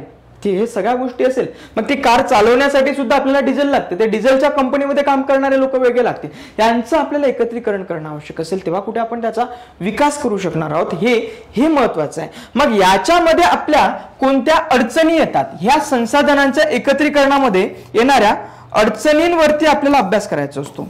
अडचण, याच्यामध्ये अडचण कोणती येते, मग भांडवल निर्मितीमध्ये, भांडवल निर्मितीमधली अडचण आहे आपली. मग ती कोणती अडचण, अजूनही इथे गुंतवणूक होत नाही किंवा लोक इथले बचत करत नाही, हा इथली समस्या आहे. मग बचत करत नाही म्हणून आपल्याकडे भांडवल निर्माण होत नाही किंवा पैसा आपल्याकडे निर्माण होत नाही. मग याच्यासाठी शासन काय करतं, मग याच्यासाठी शासन भांडवल निर्मितीसाठी शासनाने काय केलं की आपल्याकडे एक आपण व्यवस्था आणतोय. ती व्यवस्था म्हणजे आर्थिक, त्यामध्ये आपण समावेशन नावाची गोष्ट आणतो. आर्थिक समावेशन, ज्या माध्यमातून भांडवलाचं सुद्धा एकत्रीकरण होईल, लोक आर्थिक साक्षर होतील आणि भांडवल निर्मितीचा जो देशामध्ये दर कमी आहे तर ती समस्या आपली दूर होईल. मग या अडचणीवरती मात करण्यासाठी आपल्याला दिसतं जनधन योजना. मग याचा आपल्याला अभ्यास करणं आवश्यक आहे की या अनुषंगाने कोणती योजना येते आहे. त्यासोबतच आपल्याला भांडवल निर्मितीच्या संदर्भात बघितलं आपण की एकत्रीकरण कसं होत आहे, भांडवल निर्मिती असो किंवा त्याच्यामध्ये विविध मॉडेल्स आपण आणलेत. मग यामध्ये आपल्याला शेवटी मुद्दा दिला गुंतवणूक प्रतिमान किंवा इन्व्हेस्टमेंट मॉडेल. ते नेमके काय आहेत, इन्व्हेस्टमेंट मॉडेल आपण समजणं आवश्यक असतील. मग या अनुषंगाने आपल्याला पाहणं आवश्यक आहे. मग साधं एक बघूया आपण उदाहरण की एक गावातली मजूरदार महिला आहे, तिला रोज मिळतो समजा किंवा आठवड्याला मिळतात, तिच्या 1000 रुपये तिला मिळतात आठवड्याला. 1000 रुपये जर तिला आठवड्याला मिळत असतील तर ती 1000 रुपये नेमके ठेवणार कुठे, तर ती घरच्या डब्यामध्ये कुठेतरी ठेवून देणार. मग ती घरच्या डब्यामध्ये 1000 रुपये सेव्हिंग करून ठेवणार. त्या अर्थव्यवस्थेला कोणता फायदा, कोणताच नाही. ती नोट तशीच राहील किंवा ती वर्षभर 2 वर्षभर तशीच ठेवणार सेव्हिंग करून, पण तिचा फायदा त्याला कोणताच नाही. कारण त्याचं मग एक माहिती आपल्याला की त्या करन्सीचा किंवा त्या नोटांचा सुद्धा व्हॅल्युएशन दिवसानुदिवस कमी होतं. जशी महागाई वाढली तसं त्या करन्सीचं व्हॅल्युएशन कमी झालं. मग तिला फायदा सुद्धा नाही आणि शासनाला सुद्धा फायदा नाही. म्हणून आपण त्यासाठी सगळ्यांचे खाते आपण यामध्ये ओपन करायचं किंवा सुरू करायचं ठरवलं. मग त्यामध्ये वरून काय देऊ, त्यांना प्रोत्साहन म्हणून त्याच्यामध्ये ओव्हरड्राफ्ट सुद्धा दिला गेला की 5000 रुपये तुमच्या खात्यावरती टाकले जाईल, उघडा आता तरी खाते आणि त्यामध्ये पैसे टाका. मग आता पुन्हा समस्या निर्माण झाली की पैसे टाकायला तालुक्याच्या ठिकाणी जाणार का, गावात जर बँक नसेल तर. मग याच्यासाठी पॉईंट ऑफ सेल आपल्याला दिलेला प्रत्येक गावामध्ये, किराणा दुकानामध्ये आपल्याला ते दिलेलं आहे. तर छोट्या छोट्या डब्या असतात ते याच्यामध्ये ते जरा टाकलं की पटकन, किंवा आधार थंब दिला की त्यांचे पैसे निघतात किंवा त्यांना पैसे ते टाकता येतात खात्यावरती. इतकी सुविधा म्हणजे पायाभूत सुविधा सुद्धा वाढवणं आपल्याला आवश्यक असतं. मग आर्थिक समावेशनासाठीच्या सुद्धा पायाभूत सुविधा आपल्याला पाहणं आवश्यक असेल. मग याला या अनुषंगाने पाहणं आवश्यक आहे. मग आपण म्हणूनच म्हणतोय की तुम्हाला आपल्याला सगळ्यांना जर या परीक्षेचा अभ्यास करायचा तर ऑब्झर्वेशन्स आपले वाढवणं आवश्यक आहे. मी माझ्या गावामध्ये जर आहे तर माझ्या गावात एखादी महिला जर मजुरदारीचं काम करते, तिचं जनधन खातं आहे का, आणि त्यातल्या त्यात ती आता समावेशनाच्या अनुषंगाने तिचं आर्थिक विकास किंवा आर्थिक सक्षमीकरण होत आहे. मग त्याच्यासाठी आपण काय आणतोय, ती आणलाय त्याच्यामध्ये सेल्फ हेल्प ग्रुप आहेत, म्हणजेच बचत गट आहेत. मग या बचत गटाच्या माध्यमातून तिचं आर्थिक सक्षमीकरण करतोय आपण. म्हणजे शासन कोणत्याही योजना करेल किंवा कोणतेही धोरण काढेल तर त्याच्यामध्ये एका दगडात 10 पक्षी मारण्याचं धोरण शासनाचं असतं. म्हणजे एका वेळी 10 फायदे झाले पाहिजेत असं शासनाचं त्या ठिकाणी धोरण असतं. मग हे धोरणं अशा प्रकारे आखली जातात, यासाठी आखली जातात धोरणं. मग यामध्ये सेल्फ हेल्प ग्रुपमुळे महिलांचं एकत्रीकरण झालं आणि त्यामुळे त्या संसाधनांचं एकत्रीकरण होत आहे. आपल्याला त्याच्यावर साधं सरळ उपाय त्यामध्ये उदाहरण आहे की बचत गटाच्या माध्यमातून संसाधनांचं कसं एकत्रीकरण होत आहे की 10 महिला एकत्रित येत आहेत आणि ते आपापले 10,000 2,000 रुपये ते जमा करतायत आणि त्याचं करून त्या बँकमध्ये टाकत आहेत आणि याचं करून या ठिकाणी संसाधनांचं एकत्रीकरण होत आहे. मग हे आर्थिक संसाधनांचं एकत्रीकरण असो, त्यानंतर मानव संसाधनांच्या बाबत ट्रेनिंग्स आपण देतो, कौशल्य विकास आपण योजना आणल्या आहेत, त्याच्यामध्ये स्किल इंडिया नावाची योजना आणली आपण. ह्या सगळ्या गोष्टी आपल्याला या ठिकाणी पाहणं आवश्यक असणे, म्हणून आपण या संसाधनांचं एकत्रीकरण करणं आवश्यक आहे. नुसते तुमच्याकडे फक्त संसाधनं असून उपयोगाचं नाही तर त्याचं एकत्रीकरण करणं आवश्यक असतं. मग यासाठी म्हणून आपल्याला या दृष्टिकोनाने पाहणं आवश्यक याच्यामध्ये आहे. तर असा व्यापक अर्थ या सिलेबसमध्ये एवढ्याच भागाचा आपल्याला दिसून येतो या संसाधनांच्या एकत्रीकरणाच्या संदर्भामध्ये. त्यानंतर मग आपल्या सगळ्यांना वाढ आणि विकासाच्या संदर्भात माहितीच आहे. वाढ आणि विकास, वाढ ही एक संख्यात्मक संकल्पना, तर विकास ही व्यापक संकल्पना आहे किंवा गुणात्मक संकल्पना आहे.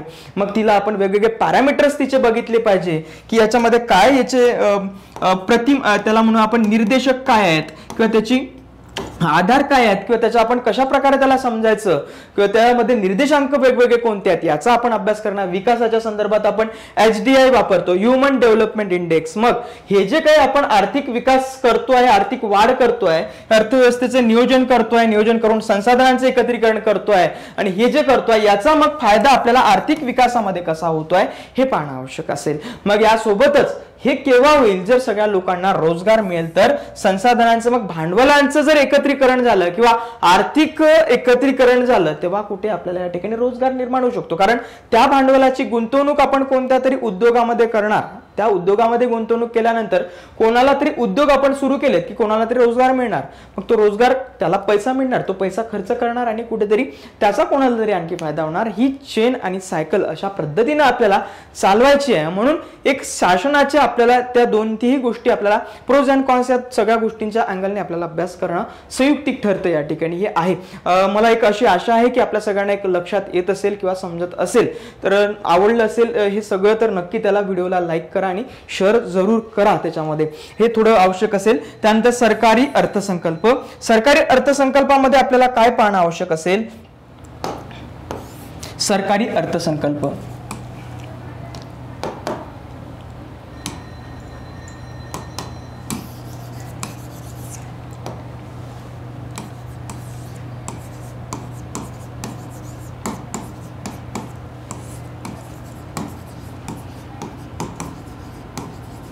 आता सरकारी अर्थसंकल्प हा सुद्धा एक भाग संसाधनांचं एकत्रीकरण करण्याचाच हा एक भाग आहे. कारण शासन या सरकारी अर्थसंकल्पातून काय करतं, जमा आणि त्याचा खर्च. मग जमा आणि खर्चाचा या ठिकाणी हिशोब मांडला जातो, त्याला आपण अर्थसंकल्प असं म्हणतो. मग या ठिकाणी जमा आणि खर्च बघितला जातो. मग जमा करणं म्हणजे संसाधनांचं एकत्रीकरण करणं असतं या ठिकाणी. मग त्यानंतर खर्च, त्याचा खर्च करण्याचा याचा या ठिकाणी हिशोब लावला जातो. तर याला आपण हे अशा प्रकारे या ठिकाणी म्हणता येईल, यामध्ये जमा खर्चाचा आपण अभ्यास करणं. मग आता मुळात जे आहे गव्हर्नमेंट बजेटिंग, बजेट हा मुळात आपल्या स्पर्धा परीक्षेचा अभ्यास करणाऱ्या पोरांसाठी तर तयार झालेला नाही. त्याचा आपण मग अर्थसंकल्प का सर्वच बघायचा का, तर नाही, त्याच्यामधला काही भाग आपल्याला बघायचा. मग त्या ठिकाणी आपल्याला आहे जमा खर्चाचा हिशोब, त्यासोबतच तूट काय आहे, तुटीचा आपण अभ्यास करणं आवश्यक आहे. मग या सरकारी अर्थसंकल्पाचे 2 भाग आहेत. त्यामध्ये आपल्याला दिसतं की त्याला आपण म्हणतो की राजकोषीय तूट, राजकोषीय तूट हे आपल्याला पाहणं आवश्यक आहे. त्यासोबतच हा अर्थसंकल्प 2 अर्थसंकल्प मांडले जातात, महसुली अर्थसंकल्प आणि भांडवली अर्थसंकल्प. भांडवली अर्थसंकल्प, महसुली अर्थसंकल्पामध्ये आपल्याला माहिती आहे की कर किंवा करेत्तर पैशाचा अभ्यास या ठिकाणी केला जातो. आणि भांडवली अर्थसंकल्पामध्ये आपल्याला माहिती आहे की जे सार्वजनिक पैसा खर्च होतो, त्या सार्वजनिक पैसा खर्च किंवा सरकारने घेतलेलं कर्ज यामध्ये जमा केलेलं, म्हणजे हे जे आहेत तर भांडवलाचं एकत्रीकरण किंवा संसाधन, हे जे भांडवल संसाधन आहे याचं एकत्रीकरण कसं केलं जातं याचा या ठिकाणी आपल्याला हिशोब पाहायला मिळतो. तर या गोष्टींचा अभ्यास करणं या ठिकाणी आहे. त्यानंतर आपल्यासोबतच आपण जे काही 2002 साली जे लावून दिलं FRBM ऍक्ट, FRBM ऍक्ट याच्या संदर्भात आपण अभ्यास करणं आवश्यक आहे. म्हणजे fiscal responsibility management budget management act, याचं नेमकं आपण खर्च शासनाचा किती होतोय, कारण शासनाचा खर्च होत असल्या कारणाने मोठ्या प्रमाणात महागाई वाढते आहे किंवा त्याचे अनेक दुष्परिणाम होते आहे. शासनाने खूप मोठा खर्च केला तर त्याचा परिणाम, विपरीत परिणाम हा दारिद्र्यावरती होतो असं सुद्धा आहे, किंवा विषमतेवरती त्याचा परिणाम होतो. महागाई वाढते, महागाई वाढली तर मग त्याचा परिणाम हा दारिद्र्यावरती पडतो. म्हणून याचे वेगवेगळे ऍस्पेक्ट्स आपण पाहणं आवश्यक आहे. शासनाने नुकताच बजेट केंद्र सरकारचा सुद्धा जाहीर झाला आणि महाराष्ट्र सरकारचा सुद्धा जाहीर झाला. म्हणून या ठिकाणी आपल्याला 2 बजेट 2 अँगलनी पाहणं आवश्यक आहे की केंद्र सरकार आणि राज्य सरकार या दोन्ही सरकारचे बजेट आपण पाहणं आवश्यक आहे. मग राज्य सरकारच्या बाबत आपल्या सगळ्यांना माहिती आहे, म्हटलं जात आहे की राज्यावरचं सरकारचं कर्ज खूप वाढते आहे. कर्ज साधारण 9.5 कोटीवरती, लाख कोटीवरती जाऊन पोहोचलेलं आहे. मग हे कर्जाचं आपण कशा पद्धतीने याला टॅकल करणार, मग याचं आपल्याकडे काय व्यवस्था आहे, विविध योजना, मग आपल्या सकारात्मक योजना कोणत्या आहेत ज्याचा सकारात्मक आपल्याला फायदा होईल. मग त्याच्यामध्ये काही योजना प्रलोभनाद्वारे साठी दिल्या जाणाऱ्या योजना आहेत. त्याच्यामध्ये आपल्याला दिसतं लाडकी बहीण, ज्या माध्यमातून महागाईच त्याचा एक खूप मोठा इम्पॅक्ट पडतो, किंवा सक्षमीकरणासाठी कोणता फायदा होणार त्याचा, हे सुद्धा आपल्याला पाहणं याच्यामध्ये संयुक्तिक ठरतं. म्हणून विविध योजना आणि त्याच्यासाठीची तरतूद काय, कशा पद्धतीने त्याचा परिणाम होतोय हे आपल्याला पाहणं या ठिकाणी आवश्यक आहे. किंवा शेतकऱ्यांसाठी काय तरतूद होत आहे, महिलांसाठी काय तरतूद होत आहे, अनुसूचित जाती जमातींसाठी काय तरतूद होत आहे, हे आपल्याला याच्यामध्ये अभ्यासणं आवश्यक असतं. अशा प्रकारे आपल्याला सरकारी अर्थसंकल्प या पॉइंटमध्ये आपल्याला हे गोष्टी दिसून येतात.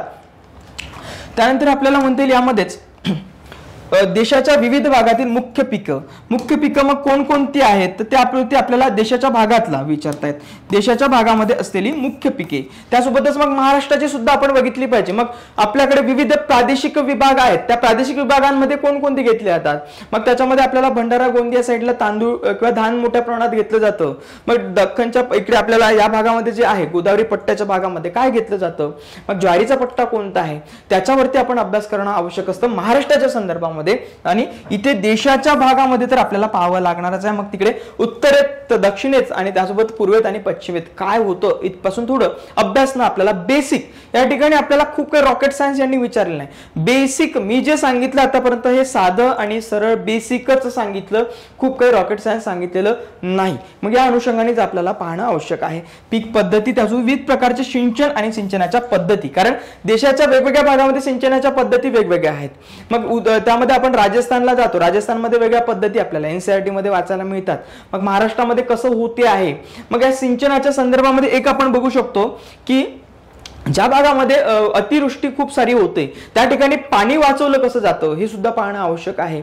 मग त्यामध्ये आपल्याला एक आहे की वॉटर कन्झर्वेशनच्या संदर्भामध्ये एक पाणी फाउंडेशन नावाची एक संस्था आपल्याकडे खूप छान काम करते, ज्याचे आमिर खान त्यांना मुख्य आपण त्यांना समजतो, सत्यजित भटकळ वगैरे. ही व्यवस्था काय, हे संस्था काय करतात, म्हणजे ह्या सगळ्या गोष्टी करत असताना स्वयंसहायता जे काही संघटना आहे त्याला आपण NGOज म्हणतो. NGO काय करतायत, शासन गव्हर्नमेंट तर करतच आहे, परंतु गव्हर्नमेंटला सपोर्टिव्ह NGOज कोणत्या भूमिका निभावतायत याचा सुद्धा अभ्यास करणं यामध्ये आपल्याला आवश्यक आहे, किंवा त्याचे एक्झाम्पल्स आपण देणं आवश्यक असेल. त्यानंतर आपल्याला आहे याच्यामध्ये शेतकऱ्यांच्या सहाय्याने, याच्यामध्ये शेतकऱ्यांच्या सहाय्यासाठी ई तंत्रज्ञान, मग ई टेक्नॉलॉजी काय सपोर्ट करते शेतकऱ्यांना आपल्या. मग त्याच्यामध्ये ड्रोन आपल्याकडे आहे, ड्रोन जो शेतकऱ्यांना फवारणीचं काम करतो. साधारण आपल्याला म्हटलं जातं की त्यामध्ये अगदी तुम्ही बघाल त्याचे फीचर्स, ड्रोन आले आहेत 6, 7, 12 लाखापर्यंत ते ड्रोन आहेत. त्यांचे फायदे असे आहेत की त्याच्यामध्ये ज्या ठिकाणी एक दिवस अख्खं शेत फवारणीला लागतं त्या ठिकाणी ते अर्ध्या 1 तासामध्ये अख्खं शेत फवारून करून टाकतं. त्याची कॅपॅसिटी आपल्याला माहिती की बघा, 1 एकरची फवारणी अगदी 7 मिनिटामध्ये होते. किती मोठा क्रांती आहे ती तंत्रज्ञानाची शेतीमध्ये करण्यात आलेली. मग ही आपल्याला दुसरी तिसरी आपली कृषी क्रांती आहे काही याच्यामध्ये आपल्याला पाहणं आवश्यक आहे. मग पहिल्या कृषी क्रांतीला आपण काय केलं, हरित क्रांती जी आपण केली त्या हरित क्रांतीमध्ये आपण काय केलं आणि आता काय करतोय, त्या हरित क्रांतीचे सुद्धा काय निगेटिव्ह इफेक्ट झालेत त्याचा सुद्धा अभ्यास करणं आपल्याला या ठिकाणी आवश्यक आहे. मग याची आपल्याकडे आहे की सार्वजनिक वितरण प्रणाली, त्यालाच आपण पीडीएस सिस्टीम म्हणतो, पब्लिक डिस्ट्रीब्युशन सिस्टीम. मग याच्यामध्ये कोणकोणते तोटे आहेत शासनाला होणारे किंवा खरंच या लोकांचं ज्यांना गरज आहे त्या लाभार्थ्यांपर्यंत हे अन्नधान्य पोहोचतं का. मग त्यासाठीची पारदर्शकता किंवा त्याच्यामध्ये जबाबदारीता, ट्रान्सपरन्सी, अकाउंटेबिलिटी आणण्यासाठी शासन कोणकोणते धोरण अवलंबत आहे. मग त्याच्यामध्ये आपण बघतो की जाम व्यवस्था आपल्याकडे आलेली आहे. जाम म्हणजेच याचा अर्थ आपल्याला माहिती आहे की जनधन, आधार आणि त्याला आपण मोबाईल म्हणतो. तर हे 3 अशी व्यवस्था लिंकअप करून आपल्याला ट्रान्सपरन्सी आणण्याचा प्रयत्न झालाय.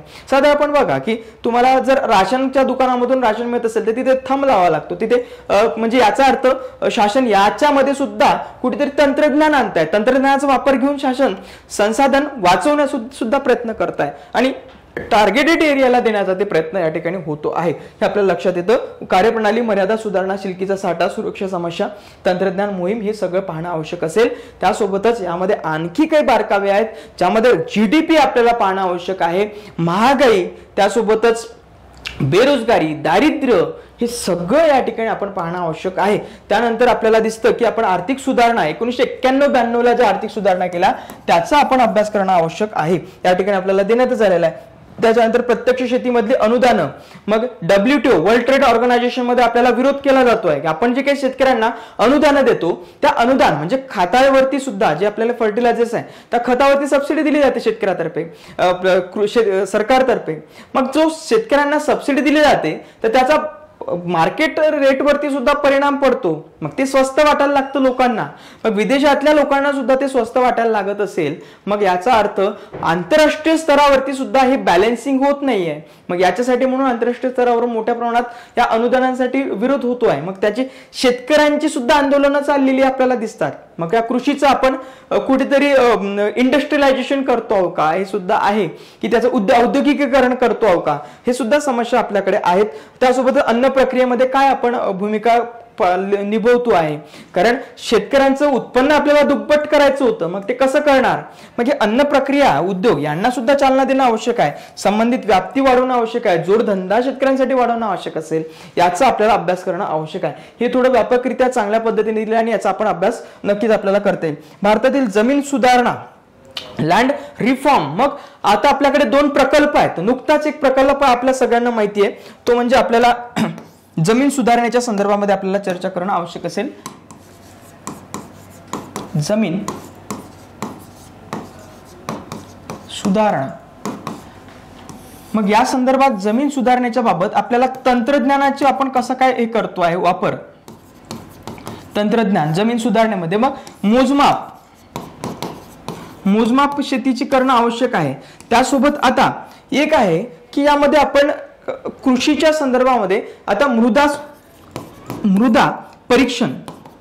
परीक्षण ही व्यवस्था आणली आहे. मग मृदा परीक्षणाचे काय फायदे होतात. मग यामध्ये आणखी एक महत्वाचं आहे की पायाभूत सुविधा निर्माण करत असताना आपल्याला जमीन सुधारणांचा विषय येतोय. मग यामध्ये आपल्याकडे 2 प्रकल्प आहेत, समृद्धी महामार्ग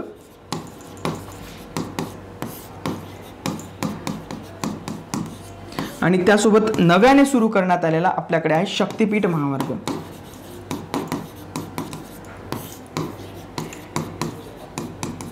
असे 2 मार्ग आपल्याकडे सध्या एक आहे जो तयार झाला समृद्धी महामार्ग, आणि त्याच्यानंतर एक आहे आपल्याकडे शक्तीपीठ महामार्ग.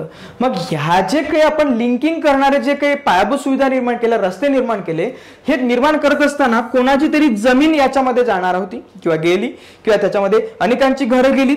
तशाच प्रकारे हा सुद्धा एक शक्तीपीठ महामार्ग येतोय, आणि या शक्तीपीठ महामार्गासाठी कोल्हापूर सातारा वगैरे त्या भागामध्ये खूप मोठ्या प्रमाणात विरोध होतोय. मग राज्यकर्त्यांतर्फे विरोध होतोय, शेतकऱ्यांतर्फे विरोध होतोय. मग अशा वेळी आपण यासाठी जमीन सुधारणा कायदे आपण कोणकोणते आणलेत, मग शेतकऱ्यांच्या हितासाठी आपण काय करतोय याचा आपण अभ्यास करणं आवश्यक आहे. की मग त्यासाठी आपण यामध्ये कोणते सुधारणा करतोय किंवा चालू घडामोडीमध्ये आपल्याला काय पाहता येईल, या संदर्भातच आपल्याला एक चर्चा केलेली दिसून येते. की आपलं जे विदर्भ अभ्यास अकादमी तर्फे चालू घडामोडीचे जे मासिक या ठिकाणी प्रसिद्ध होतात, त्यामध्ये आपल्याला दिसतं की नुकतंच प्रसिद्ध होणारं मासिक आहे की कौटिल्य मासिक, जे एप्रिल महिन्याचं मासिक आहे 2025चं. याच्यामध्ये शक्तीपीठ महामार्गाच्या संदर्भातली चर्चा करण्यात आली आहे. ती तुम्हाला नक्कीच याच्यामध्ये उपयोगी ठरेल की कसं आपण त्याच्यामध्ये बघितलं पाहिजे, मग याचा जमीन सुधारणांमध्ये काय उपयोग होतोय किंवा कशा प्रकारे आपण काय काय केलंय हे आपल्याला पाहायला भेटतं. हे आपल्याला अगदी माहिती आहे, मार्च 2025चं तर आपण घेतलेलंच आहे किंवा बघितलेलंच आहे. तर अशा प्रकारे चालू घडामोडींमध्ये सुद्धा आपल्याला ह्या गोष्टी पाहायला मिळणार आहे. तर मग यानंतर आपल्याला पाहता येईल की त्यामध्ये औद्योगिक सुधारणा किंवा 1992 नंतरच्या सुधारणा आपण काय केल्यात हे आपण सगळ्यांना आपण चर्चा केलेली आहे.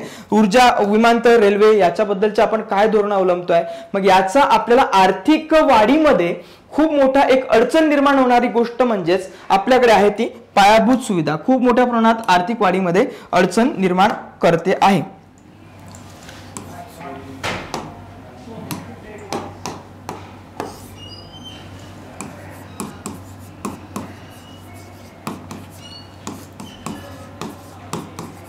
पायाभूत सुविधा, मग या देशामध्ये आर्थिक वाढ का नाही होत, आर्थिक वाढ न होण्याचे कारण काय, तर इथे सगळ्यात महत्वाचं या पायाभूत सुविधांचा अभाव. मग आता पायाभूत सुविधांचा अभाव असण्याचं कारण काय, तर यामध्ये अजूनही आपण त्यामध्ये कुठेतरी गुंतवणुकीमध्ये मागे पडलो. गुंतवणूक, मग आपला जो शेवटचा जो पॉइंट होता तो गुंतवणुकीचा, मग गुंतवणुकीमध्ये आपण मागे पडलो. त्यासोबतच आपण भांडवल निर्मिती, आपल्याकडे दर कमी आहे, भांडवल निर्मिती दर कमी असल्या कारणाने त्या कारणाने आपल्याकडे गुंतवणूक होत नाही. मग गुंतवणूक होत नाही तर यासोबतच एक आहे की इथे गुंतवणूक झाली, पायाभूत सुविधांमध्ये होत नाही, त्या कारणाने विदेशी जी आपल्याकडे गुंतवणूक आहे ही विदेशी गुंतवणूक आपल्याकडे येत नाही. म्हणजेच अर्थातच FDI, मग आपल्याकडे FDI आहे, त्याला आपण गुंतवणूक मॉडेल म्हणतो. ही FDI आपल्याकडे, FDIचं अडचण खूप मोठी निर्माण होते आहे. त्यासोबतच FII आहे, त्यासोबतच अंतर्गत आपण इन्व्हेस्टमेंटमध्ये कमी पडतोय. मग PPP मॉडेल आपल्याकडे आहे, पब्लिक प्रायव्हेट पार्टनरशिप हे मॉडेल आहे. तर अशा विविध गुंतवणुकीच्या मॉडेल्सची चर्चा करणं आपण यामध्ये अपेक्षित आहे, असं आपल्याला या सिलेबसमध्ये या ठिकाणी पाहायला मिळतं. तर यामध्ये आपल्याला अशा प्रकारे विविध गोष्टी पाहता येईल की आणखी ब्रॉडली आपल्याला पाहता येईल. नक्कीच आपण यामध्ये बॅचमध्ये पाहतोच असतो की यासाठी सिलेबसच आपल्याला साधारण 2 ते 3 4 लेक्चर आपल्याला सिलेबस वरती डिस्कस करावं लागतं. हा सिलेबस जर प्रॉपर आपण बघितला तेव्हा कुठे आपल्याला यामध्ये लिखाणात्मक दृष्टिकोनातून खूप मोठा उपयोग होतो, असं यामध्ये आपल्याला म्हणता येणार आहे. तर मित्रांनो, आपण हे जे काही बघितलं तर याच्यामध्ये आणखी याला थोडं व्यवस्थित बघा आणि आणखी त्याला समजून घेण्याचा प्रयत्न करा. नक्कीच त्याचा आपल्याला उपयोग होणार आहे. आपल्याला आणखी डिटेलमध्ये जाण्यासाठी काहीतरी मर्यादा आहेत या व्हिडिओमध्ये, हे सुद्धा या ठिकाणी आहे. त्यामुळे आपण आणखी पाहण्याचा प्रयत्न करूया.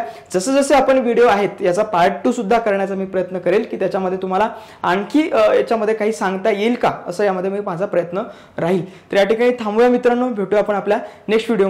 थँक्यू, धन्यवाद.